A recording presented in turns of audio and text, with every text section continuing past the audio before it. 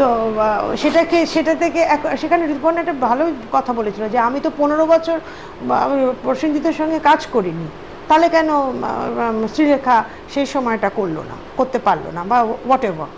আমি ঋতুপর্ণার কোনো কি কথার বক্তব্য আমি জানি, তখনও প্রসেনজিতের সাথে করেনি, তখন অন্য কোনো জিতের সাথে কিছু করছিল, তো সেটা আমি কি করে জানবো? মানে ও 15 বছর কি করেনি, যেই সময় আমরা একসাথে ছবি করেছিলাম তখন তো ওদের প্রেমটা ছিল, তখন তো মানে এত কর্পোরেটাইজেশন হয়নি আজকের মতো।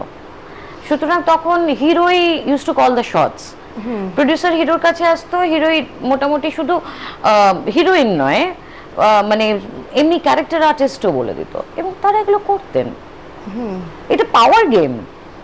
এটা যদি সমাজটা পেট্রিয়ার্কিয়াল থেকে ম্যাট্রিয়ার্কিয়াল হয়, এখনকার দিনে হলে এতটা, আজকে সোশ্যাল মিডিয়ার যুগ, আজকে